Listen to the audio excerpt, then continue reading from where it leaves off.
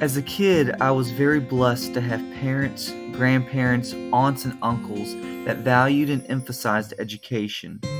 I have fond memories of my parents and grandmother reading to me, and my aunt and uncle working with me on history and science fair projects. My grandparents, Stoney and June Partin, understood the great value of combining a quality education and discipline. When I was in the 5th grade, they told me that if I went to VMI, then they would pay for my entire tuition. Naturally, my next question for them was, does this mean I can keep the money you set aside for me for college and use it to buy a house? My grandfather just laughed and said, "Of course, I like the way you're thinking there, Hoss." After learning in Mr. Anders's 6th grade history class about the stock market, government bonds, and how to make money work for me, I told my grandfather that I want to be rich someday. He was so ecstatic that I was learning in school about saving and investing money that he purchased 100 shares of Royal Dutch Petroleum stock for me. Later, I learned that EE series bonds doubled your money after 7 years.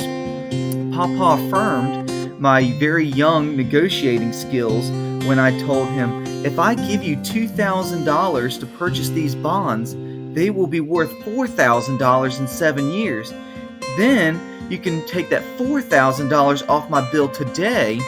I'll only owe you a couple $100, and then we can look at more investments.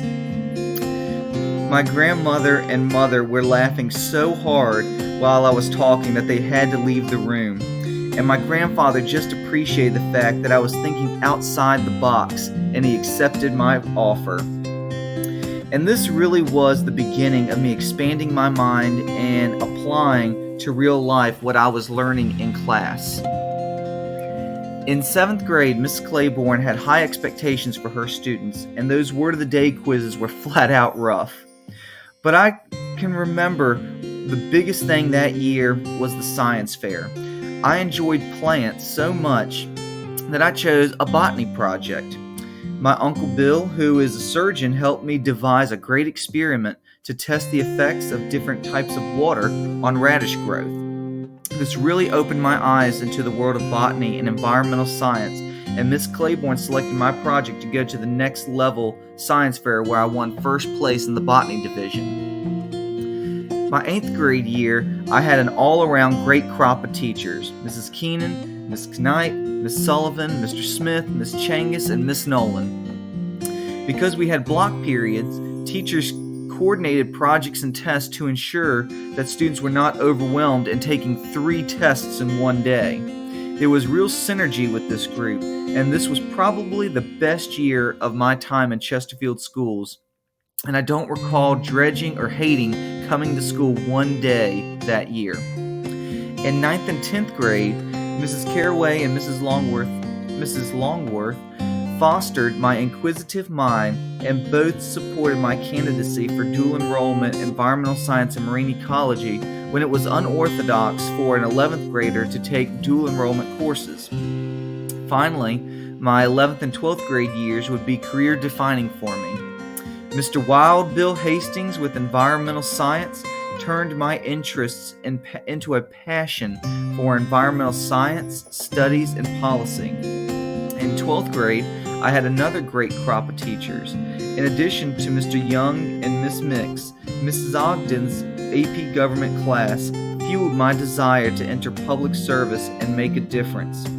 Mrs. Dimler's Honors International Affairs class complemented AP Government, and Mr. Bennett's Calculus class steered me further toward science and engineering.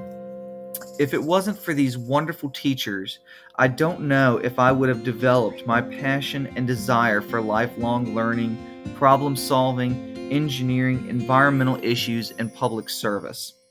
These teachers prepared me well for VMI, where I was able to excel and graduate number 16 in my class, serve as the Honor Court Vice President, and as President of the Engineers Without Borders chapter. After VMI, I've had a very successful career in small business, engineering, and public service. I've been honored to serve on many nonprofit boards, be a part of a movement to improve the health of the Appomattox and James Rivers, earning a reputation as a strong environmental leader, obtaining the rank of captain in the National Guard, and going before a promotion board for major here in just the next few months, and also serving as the youngest mayor in Hopewell's history. I owe all of this to God, my family, my friends, and to those wonderful teachers who never gave up on me, who molded me and made me into the leader that I am today. Thank you.